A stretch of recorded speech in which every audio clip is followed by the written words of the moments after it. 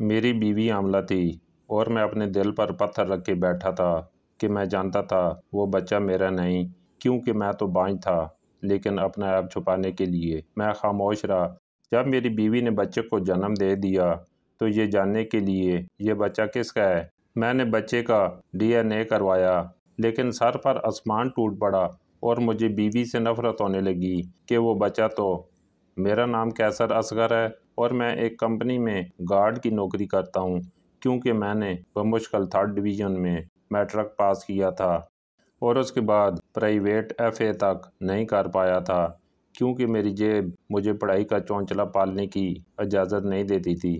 میری تعلیم کی مناسبت سے مجھے اچھی نوکری ملی ہوئی تھی اور میں اس پر مطمئن بھی تھا۔ میں کوئی خاندانی غریب یا فقیر کا بیٹا نہیں ہوں، بلکہ مجھے غریب متعارف کروانے میں بڑا ہاتھ میرے ابو کا ہے۔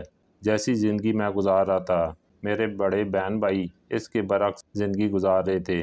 میرا بڑا بھائی جو کہ مجھ سے 5 سال بڑا تھا، وہ یونیورسٹی سے MBA کر رہا تھا اور بڑی بہن جو مجھ سے 3 سال بڑی تھی، وہ بھی یونیورسٹی میں پڑھتی تھی۔ میرے دونوں بہن بھائیوں کے پاس بینک بیلنس تھا، آئی فون تھا، نئے اور مہنگے کپڑے تھے اور دونوں کے پاس الگ الگ سپورٹس کار تھیں جن میں بیٹھ کر وہ غرور سے گردن اکڑائے پھرتے تھے، اور ایک میں تھا جس کے پاس پٹیچر سی بائک تک نہیں تھی، اور پیسے بچانے کے لیے میں گھر سے کمپنی تک چل کر جایا کرتا تھا۔ ہمارا گھر بہت بڑا تھا، اتنا بڑا کہ اس میں 10-15 خاندانوں کی گنجائش تھی، لیکن وہاں میری گنجائش نہیں تھی۔ میں پرآسائش گھر کے باہر سرونٹ کوارٹر میں رہتا تھا اور جاب سے واپس آنے کے بعد سینکڑوں کام ہوتے تھے جو سعیدہ آنٹی نے میرے لیے چھوڑ رکھے ہوتے تھے، اور پھر میں تھکا ہارا گھر کے کاموں میں جت جایا کرتا تھا، اور ان کاموں کے بدلے مجھے 2 وقت کی روٹی اور بڑے بھائی سلمان کے پرانے کپڑے ملا کرتے تھے، اور میں چپ چاپ کام کیے جاتا تھا۔ میری تنخواہ 10,000 تھی اور میری کوشش ہوتی تھی یہ 10,000 میں سے 9,000 میں ہر مہینے بچا ہی لیا کروں، کیونکہ میں ساری زندگی تو اپنے بہن بھائی اور سعیدہ آنٹی کے غلامی کرتے ہوئے نہیں گزار سکتا تھا۔ میرا بھی دل کرتا تھا چھوٹا سا ہو لیکن میرا اپنا گھر ہو، جہاں کوئی مجھے ملازم کہے اور نہ ہی میری بےعزتی کرتا رہے۔ ہر وقت اور اپنے اس خواب کے لیے میں پیسے جمع کر رہا تھا، اور جمع کرتے کرتے بھی سالوں لگ جانے تھے۔ میرے سرونٹ کوارٹر کے سامنے جو کئی کنال پر پھیلی کوٹھی تھی، اس میں میرا بھی حصہ تھا، لیکن اس حصے کو کوئی قبول کرنے اور مجھے دینے کو تیار نہیں تھا، اور حصہ مانگنے پر جان سے جانے کا خطرہ بھی تھا۔ جب میں نے 18ویں سال میں قدم رکھا تھا تو میرے اندر کے کھنٹرے نوجوان کو جوش آیا تھا کہ گھر اور کاروبار ہر چیز میں میرا اتنا ہی حصہ ہے جتنا سلمان بھائی اور فرح آپی کا ہے، اور مجھے اپنا یہ حصہ لینا چاہیے۔ لیکن جب میں نے اپنے حصے کی بات سعیدہ آنٹی سے کی تو انہوں نے بری طرح سے مجھے دھتکار دیا تھا، لیکن میں اپنی بات سے پیچھے نہ ہٹا اور انہیں ضد میں کہہ گیا کہ اگر وہ میرا حصہ مجھے نہیں دیں گی تو میں پولیس میں رپورٹ کرواؤں گا اور عدالت تک جاؤں گا، اور پھر اسی شام پولیس نے مجھے سڑک سے اٹھا لیا تھا، اور وہ ساری رات پولیس کا تشدد برداشت کرتے کرتے میں موت کے قریب چلا گیا تھا۔ میرے جسم کے ہر حصے پر پولیس کے دیے ہوئے زخم اور نیل پڑ چکے تھے، کیونکہ میں نے سعیدہ امتیاز کو دھمکی دی تھی۔ وہ سعیدہ امتیاز جو شہر کی جانی مانی بزنس وومن اور سوشل ورکر تھی، اور جس کی دی بھیک سے بھی پولیس والوں کی جیبیں بھری رہتی تھیں، اور وہ کیسے اس کے پالتو کتے نہ بنتے اور کیسے اس کے اشاروں پر مجھے بغیر کسی جرم کے اٹھا لیتے۔ اگلے دن مجھے چھوڑ دیا گیا اور پولیس اسٹیشن سے نکلتے مجھ میں اتنی ہمت بھی باقی نہیں رہی تھی کہ میں ایک قدم بھی چل پاتا۔ سعیدہ آنٹی نے ایک احسان کیا تھا کہ اس دن کریم لالا جو ہمارے گھر کے پرانے ملازم تھے کو پولیس اسٹیشن بھیج دیا تھا۔ میں تو پولیس اسٹیشن سے قدم باہر رکھتے ہی بے ہوش ہو گیا تھا، تو کریم لالا ہی مجھے اٹھا کر گھر لائے تھے، اور ان کی بیوی کریمن بوا نے میرے مرہم پٹی کر دی۔ میرا جوڑ درد سے ٹوٹ رہا تھا۔ اس دن شام کو سعیدہ آنٹی مغرور مسکراہٹ کے ساتھ میرے کوارٹر میں آئی تھیں اور میری حالت دیکھ کر ہنسنے لگی تھیں اور کہنے لگیں، لڑکے تم مجھے دھمکی دے رہے تھے، اور وہ بھی اس پولیس اور عدالت کی جسے میں جیب میں لیے گھومتی ہوں۔ چند ٹکوں میں بک جانے والوں سے مجھے ڈرا رہے تھے، تو کہو اب کیسا محسوس ہو رہا ہے؟ دماغ سے جوانی کا زنگ آلود جوش اترا کہ نہیں؟ اب تمہیں سمجھ آ گئی ہوگی کہ تمہاری ٹکے کی بھی اوقات نہیں ہے، اور آئے ہو تم سیدہ امتیاز کی جائیداد سے حصہ مانگنے۔ آئندہ حصے کے بارے میں بات کرنے سے پہلے بھی 100 بار سوچو گے، بلکہ اب تم جائیداد میں حصے کے بارے میں سوچتے ہوئے بھی ڈرو گے۔ تم سیدہ امتیاز کے ہاں ایک ملازم ہو اور میرا احسان مانو، تمہیں رہنے کو چھت دی ہوئی ہے، آئندہ اوقات میں رہنا، ورنہ سر سے چھت اور جسم سے روح دونوں چھیننے میں مجھے 2 سیکنڈ بھی نہیں لگیں گے۔ وہ جیسے مغرور چال چلتی ہوئی آئی تھیں ویسی واپس بھی چلی گئی تھی، لیکن اس دن کے بعد واقعہ میں بہت ڈر گیا تھا۔ مجھے موت سے خوف آنے لگا تھا اور میں جان گیا تھا سیدہ آنٹی سے پنگا لے کر مجھے کوئی فائدہ نہیں ہوگا، بلکہ اس کے نقصان ہی نقصان ہیں۔ اور اس دن میں 18 سالہ خوفزدہ لڑکا اپنی قانون اور اسلام کی روح سے جائز جائیداد سے دستبردار ہو گیا، کیونکہ مجھے اپنی جان سے قیمتی کچھ نہیں لگا تھا، اور سیدہ آنٹی کا کوئی بھروسہ بھی نہیں تھا کہ مجھے کب مار ڈالتی۔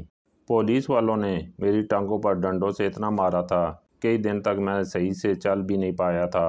کریم لالا مجھے سہارا دے کر چلنے میں میری مدد کرتے تھے، اور روز شام کو لان میں مجھے واک کرواتے تاکہ میں جلد ٹھیک ہو جاؤں۔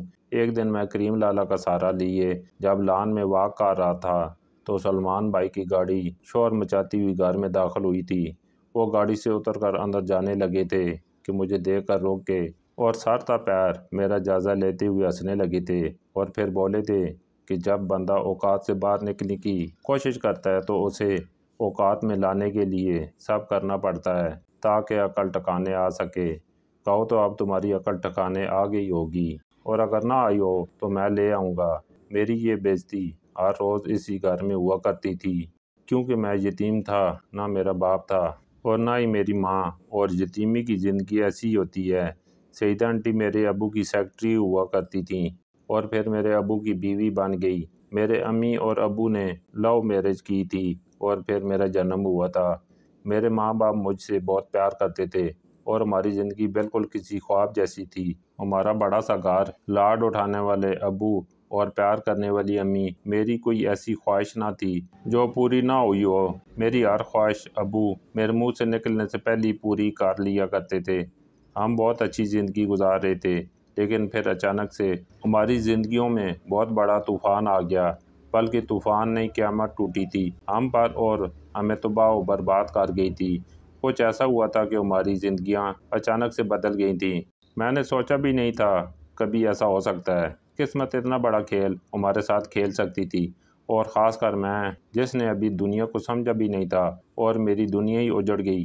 میرا ایسا کون سا گناہ تھا جس کی مجھے اتنی بڑی سزا ملی تھی؟ اور ابو کہتے تھے یہ سزائیں نہیں ہوتی، یہ آزمائشیں ہوتی ہیں، اور میں اکثر سوچا کرتا تھا کہ ایک 10 سال کے بچے پر ایسی کون سی آزمائش کہ اس سے اس کی جنت ہی چھین لی گئی؟ کیوں آئی تھی وہ جس نے میرے سر پر آسمان گرا دیا تھا اور پیروں تلے سے زمین کھینچ لی تھی؟ آخر کیوں آئی تھی یہ آزمائش جس نے سر پر آسمان چھوڑا تھا اور نہ پیروں تلے سے زمین رہنے دی تھی؟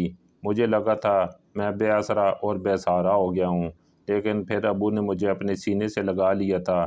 طوفان ان کی زندگی کو بھی بہا کر لے گیا تھا، قیامت ان پر بھی ٹوٹی تھی، آسمان ان پر بھی ٹوٹ کر گرا تھا، زمین ان کے پیروں تلے سے بھی نکال لی گئی تھی، لیکن وہ خود کو سنبھالے ہوئے تھے۔ ہم دونوں باپ بیٹے کے ساتھ جو بھی ہوا تھا بہت برا ہوا تھا۔ اس وقت میں 12 سال کا تھا، اور اس وقت کچھ یوں کہ امی اور ابو کی شادی کی 12ویں سالگرہ تھی، اور اس کا اہتمام گھر ہی پر کیا گیا تھا۔ ہمارا گھر کسی محل سے کم نہیں تھا، اور ابو امی کی میرج اینیورسری کا سارا انتظام کسی شاہی انتظام سے کم نہیں تھا۔ شہر بھر کے لوگ تقریب میں آئے تھے، ہم سب بہت خوش تھے۔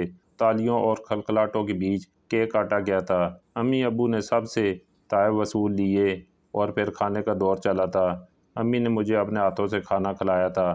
وہ بار بار مجھے اپنے ساتھ لگا رہی تھیں اور چوم رہی تھیں، ان کی آنکھیں بار بار نم ہو رہی تھیں، شاید کچھ ہونے والا تھا۔ ان کی چھٹی ایز انہیں پہلے محسوس کروا چکی تھی۔ تقریب میں ہلکی ہلکی موسیقی اور سرگوشیاں جاری تھیں۔ میری امی استھما کی مریضہ تھیں، لوگوں کی بھیڑ میں ان کا سانس گھٹنے لگا تھا۔ وہ تقریب چھوڑ کر چھت کی طرف چلی گئیں، اور ابھی کچھ ہی دیر گزری تھی کہ ایک زوردار چیخ کے ساتھ کچھ دڑام سے گرنے کی آواز آئی تھی۔ سب آواز کی سمت بھاگے تھے، اور سامنے کا منظر دیکھ کر سب کی چیخیں نکل گئی تھیں۔ میرا ننھا دل تو کانپ اٹھا تھا اور ابو لڑکھڑاتے قدموں سے اس طرف بھاگے تھے جہاں وہ خون سے لت پت پڑی تھی۔ کچھ دیر پہلے جو چیخ سنائی دی تھی وہ میری ماں کی چیخ تھی، اور جو آواز آئی تھی وہ امی کے گرنے کی تھی۔ امی چھت سے گر گئی تھیں اور ہمارے گھر کی چھت بہت اونچی تھی، اس سے گر کر بچنے کا کوئی چانس ہی نہیں تھا۔ تقریب میں سے کچھ لوگوں نے ابو کے ساتھ مل کر امی کو اٹھایا اور گاڑی میں ڈال کر اسپتال لے گئے تھے، اور میں 10 سالہ قیصر اصغر اپنی ماں کو یوں خون میں ڈوبا دیکھ کر صدمے میں چلا گیا تھا۔ اور تب ابو کی سیکرٹری سعیدہ آنٹی نے مجھے گلے سے لگایا اور کمرے میں لے گئیں، مجھے تسلی دی اور محبت بھری لوری سنا کر سلا دیا تھا۔ اور پھر جب میری آنکھ کھلی تو مجھے رونے چیخنے کی آوازیں آ رہی تھیں۔ میں کمرے سے نکل کر نیچے آیا تو وہاں میری امی سفید کپڑے میں سوئی ہوئی تھیں اور میرے ابو ان کے سرانے بیٹھے روئے جا رہے تھے۔ اس وقت ابو کی حالت رو رو کر خراب ہو چکی تھی، اور اپنی ماں کو یوں دیکھ کر میں جان چکا تھا ماں ہمیشہ کے لیے جا چکی ہے، اور آج کے بعد میں ماں کو کبھی نہیں دیکھ پاؤں گا۔ میری ماں کو دفنا دیا گیا تھا۔ کافی دن تک ابو ہوش و حواس میں ہی نہیں تھے، اور اس دوران میرے ساتھ سعیدہ آنٹی سائے کی طرح رہی تھیں۔ اس وقت میں گہرے ٹراما میں چلا جاتا اگر وہ میرا خیال نہ رکھتیں۔ وہ سب کچھ بھول بھال کر بس میرے لیے ہمارے گھر میں رکی ہوئی تھیں۔ میرے کھانے پینے سونے سب کی فکر انہیں ہوتی تھی، اور ساتھ وہ کاروبار کے معاملات بھی دیکھ رہی تھیں، کیونکہ ابو اس پوزیشن میں نہیں تھے۔ سعیدہ آنٹی کا ایک پاؤں ہمارے گھر میں تھا تو ایک اپنے آفس میں۔ ان دونوں وہ سارے معاملات اکیلے سنبھال رہی تھیں، اور ان کے ماتھے پر ایک شکن تک نہ دیکھی تھی۔ میں نے اور پھر ان کی کوششوں سے ابو بھی آخر کار صدمے سے نکل آئے تھے، اور سعیدہ آنٹی کے مشکور تھے جنہوں نے مشکل کی گھڑی میں ان کا اتنا ساتھ دیا اور مجھے سنبھالا۔ اور میں نے بھی ابو سے کہہ دیا تھا کہ اگر امی کے بعد سعیدہ آنٹی نہ ہوتی تو میں بھی امی کے پاس اب تک جا چکا ہوتا۔ ابو میری بات سن کر تڑپ گئے تھے اور مجھے سینے سے لگا لیا تھا۔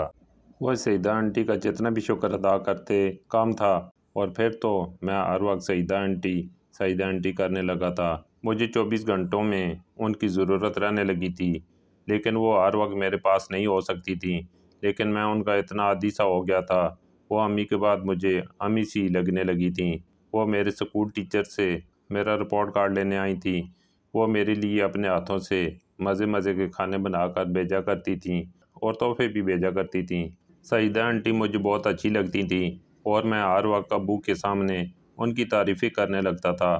امی کو فوت ہوئے 1 سال ہو چکا تھا، اور اسی دوران سعیدہ آنٹی سے مجھے ماں کا پیار ملا تھا، اور تبھی ابو کے ایک دوست نے ابو کو مشورہ دیا تھا کہ وہ سعیدہ آنٹی سے شادی کر لیں، کیونکہ مجھے ایک ماں کی بہت ضرورت ہے، اور میرے لیے سعیدہ آنٹی سے اچھی ماں کوئی نہیں ہو سکتی تھی۔ ابو نے مجھ سے پوچھا تو میں نے خوشی کا اظہار کرتے ہوئے ابو کو فوراً سے سعیدہ آنٹی سے شادی کرنے کا کہا تھا۔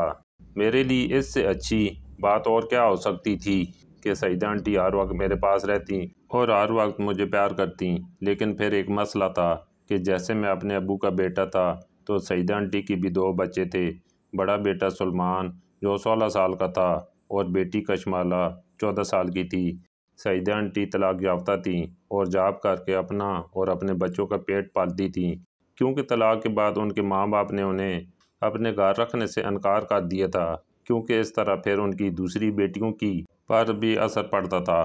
سعیدہ آنٹی کا طلاق یافتہ ہونا اور 2 بچوں کی ماں ہونا کوئی اتنی بڑی بات نہیں تھی۔ تھوڑی سوچ بچار کے بعد ابو مان گئے اور سعیدہ آنٹی سے بات کی، جنہوں نے پہلے تو انکار کیا، لیکن پھر میرے بہت اصرار کرنے پر وہ مان گئیں، اور پھر ایک دن وہ ابو کی بیوی اور میری ماں بن کر ہمارے گھر آ گئیں۔ میں بہت خوش تھا، کیونکہ مجھے صرف ماں ہی نہیں ملی تھی بلکہ 2 بہن بھائی بھی مل گئے تھے۔ سعیدہ آنٹی کے آنے سے جیسے گھر میں رونق آ گئی تھی۔ شروع میں سلمان بھائی اور کشمالہ آپی خاموش اور ریزرو سے رہے، لیکن پھر وہ بھی گھل مل گئے تھے۔ سعیدہ آنٹی مجھ سے محبت کرتی تھیں، اور ابو بھی سلمان بھائی اور کشمالہ آپی کا خیال رکھنے کی پوری کوشش کرتے تھے۔ ہمارا گھر ایک بار پھر جنت کا گہوارہ بن چکا تھا، لیکن شاید ہمیں خوشیاں راس ہی نہیں تھیں، کیونکہ ان خوشیوں بھرے رنگوں میں ایک بار پھر سے بھنگ پڑ چکا تھا۔ میری زندگی ایک بار پھر سے واپس اسی سٹیج پر جا کھڑی ہوئی تھی جب امی چلی گئی تھیں، اور اس قیامت کے بعد لگتا تھا اب کوئی قیامت ہمیں ہلا بھی نہیں سکتی، لیکن اس بار جو قیامت ٹوٹی تھی اس نے مجھے اندر سے ہلا کر رکھ دیا تھا۔ ہوا کو یوں تھا کہ زندگی اچھی بھلی گزر رہی تھی۔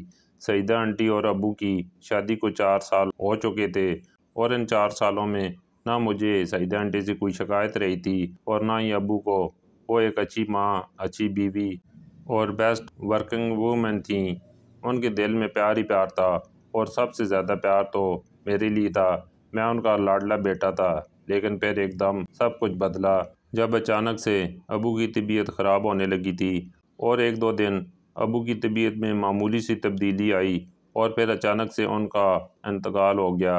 امی کی موت کی طرح ابو کی موت بھی بہت اچانک تھی، اور ابو کی موت نے 7 آسمان سر پر توڑ ڈالے تھے۔ مجھے ابو کی کئی بات یاد آئی تھی کہ کچھ درد آزمائش ہوتے ہیں، تو کیا آزمائش کے لیے صرف میں ہی چنا گیا تھا؟ پہلے ماں کو چھین لیا گیا اور اب ابو کو بھی مجھ سے چھین لیا گیا تھا۔ میں امی کی موت کے بعد اس دن پھر سے رویا تھا، اور بہت رویا تھا، لیکن حیرت انگیز بات یہ کہ آج میرے پاس مجھے سنبھالنے والا اور میرے آنسو صاف کرنے والا کوئی نہیں تھا۔ سعیدہ آنٹی کے دکھ کو بھی میں سمجھتا تھا۔ انہوں نے بھی میری طرح دوسری بار کسی اپنے کی جدائی برداشت کی تھی۔ جب امی فوت ہوئی تھیں تو تب میں بہت چھوٹا تھا، لیکن اب میں تھوڑا بڑا اور زیادہ سمجھدار ہو چکا تھا۔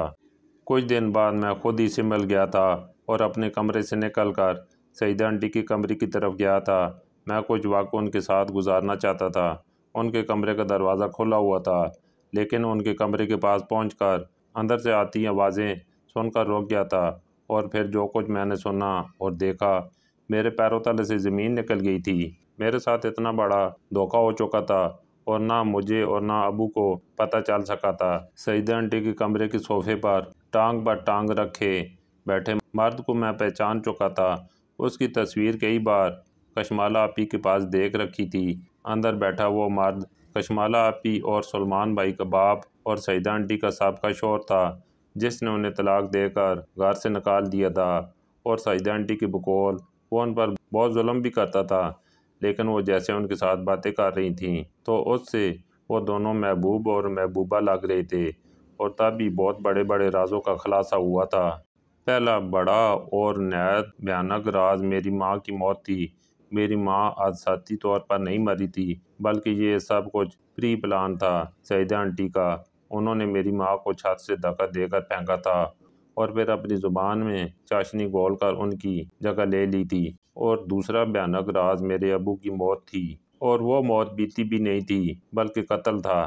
سعیدہ آنٹی میرے ابو کو سلو پوائزنگ دے رہی تھیں تاکہ سانپ بھی مر جائے اور لاٹھی بھی نہ ٹوٹے، اور پھر ابو مر گئے اور سعیدہ آنٹی نے ساری دولت ہتھیا لی جس کے لیے وہ آئی تھیں، اور پھر عدت ختم ہوتی انہوں نے اپنے بچوں کے باپ اور سابقہ شوہر سے دوسری شادی کر لی، اور مجھے میرے عالی شان محل جیسے گھر سے نکال کر سرونٹ کوارٹر میں پٹک دیا، کیونکہ اس سے زیادہ اب وہ میرے لاڈ نہیں اٹھا سکتی تھیں۔ جس مقصد کے لیے وہ مجھ سے پیار کا ڈھونگ رچا رہی تھیں وہ پورا ہو چکا تھا، اور اب وہ میرے باپ کی محنت سے بنائی گئی جائیداد کی وارث بن چکی تھیں، جس پر وہ اپنے بچوں اور اپنے شوہر کے ساتھ راج کر رہی تھیں۔ اور ایک میں جس کا وہ سب کچھ تھا، نوکروں سے بھی بدتر زندگی گزارنے پر مجبور تھا، اور لاڈوں میں پلا قیصر عسکر ایک گارڈ کی نوکری کر رہا ہے، اور جو نوکر تھے وہ عیاشی کی زندگی جی رہے ہیں۔ انہی دنوں کریم لالا اور کریمن بوا بہت پریشان رہنے لگے تھے۔ پوچھنے پر پتہ چلا کہ انہیں کام کی وجہ سے یہاں رہنا پڑتا ہے، اور پیچھے ان کی بیٹی کو محلے کے لفنگے تنگ کرتے ہیں۔ میں نے کریم لالا سے کہا کہ وہ اپنی بیٹی کو یہاں لے آئیں، لیکن وہ سعیدہ آنٹی کی ڈر سے اسے ساتھ نہیں لا سکتے تھے، اور پھر کریم لالا نے انہونی سے بات کی۔ انہوں نے کہا کہ میں ان کی بیٹی سے شادی کر لوں، وہ میرے ساتھ سرونٹ کوارٹر میں بھی خوشی سے رہ لے گی اور ان کی نظروں کے سامنے بھی رہے گی۔ میں اپنا گھر بنا کر ہی شادی کرنا چاہتا تھا، لیکن پھر میں مان گیا اور سعیدہ آنٹی سے بات کی تو انہوں نے بے پرواہی ظاہر کی۔ انہیں مجھ سے ویسے بھی کوئی دلچسپی نہیں تھی، چاہے میں جو بھی کچھ کرتا پھروں۔ اور پھر ایک دن سادگی سے میرا اور کریم لالا کی بیٹی دلکش کا نکاح ہو گیا۔ دلکش اپنے نام کی طرح ہی بے حد دلکش اور خوبصورت تھی۔ میں تو اسے دیکھتی ہی دل ہار چکا تھا، اور پھر وہ میری بیوی بن گئی تھی تو مجھے اپنی قسمت پر رشک آ رہا تھا۔ وہ بے حد معصوم اور بھولی بالی سی تھی۔ وہ میری 10,000 تنخواہ میں بھی خوش تھی اور اب گھر میں میرے حصے کے کام وہ کر دیا کرتی تھی اور میں تھکا آ رہا تھا تو آرام کرتا تھا۔ دلکش کے میرے زندگی میں آنے سے میری زندگی ایک دم پرسکون اور خوشگوار ہو گئی تھی۔ مجھے دلکش سے محبت کیا ہوئی کہ ہر شخص کے لیے میرے دل میں موجود نفرت ختم ہوتی چلی گئی۔ اب میری کوشش تھی کہ میں جلد سے جلد اپنا گھر لے لوں، دلکش کو لے کر چلا جاؤں اور اپنا خوشیوں بھرا آشیانہ بساؤں، لیکن مجھے سچ میں خوشیاں راس نہیں آتی تھیں۔ میری زندگی میں خوشیوں کی مدت بہت کم تھی اور قیامتیں بے شمار تھیں جو تھوڑا وقت لے کر میری زندگی پر ٹوٹ پڑتی تھی، اور اس بار تو میری عزت نفس اور میری مردانگی بری طرح سے کچلی گئی تھی۔ ہوا کو یوں کہ میری اور دلکش کی شادی کو 7 ماہ ہی ہوئے تھے کہ دلکش امید سے ہو گئی اور میری زندگی میں تو جیسے خوشیاں دوڑ گئی تھیں۔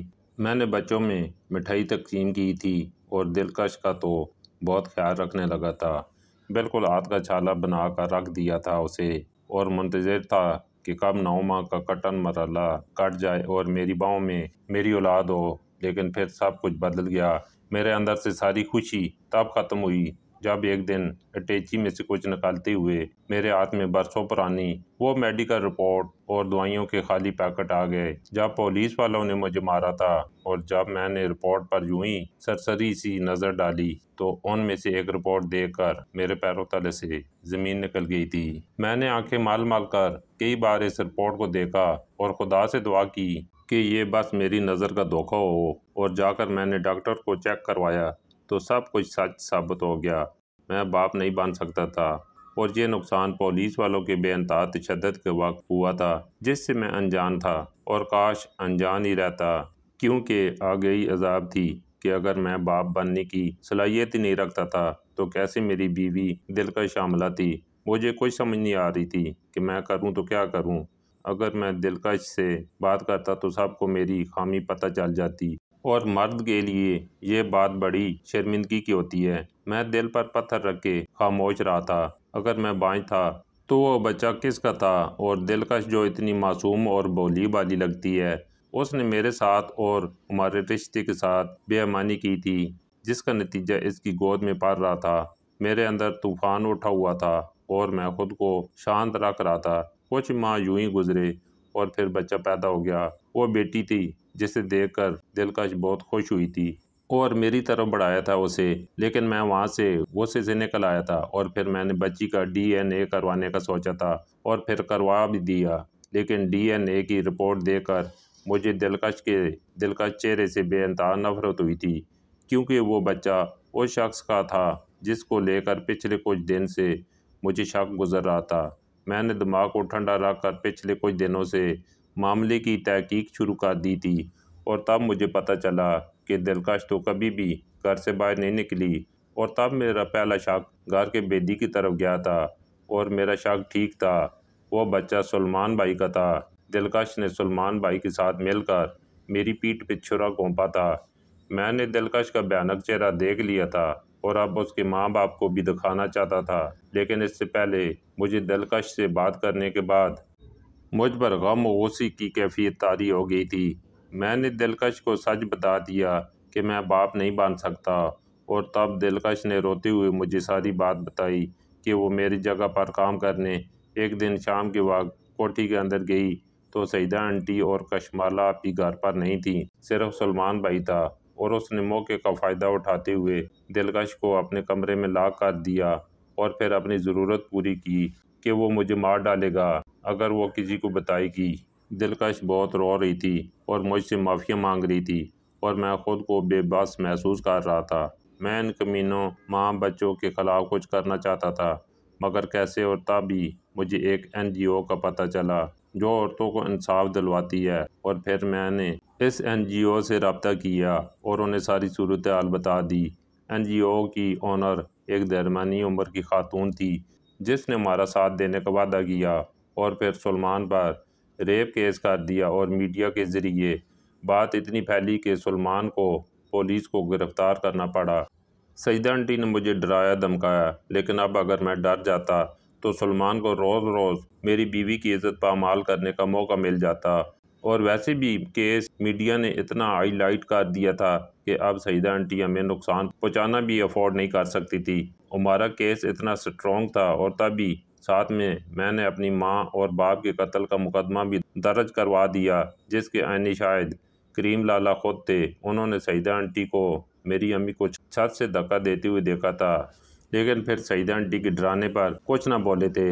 اور دوسرا گواہ وہ ڈاکٹر تھا جس کے ذریعے سعیدہ آنٹی میرے ابو کو سلو پوائزنگ دیتی تھی۔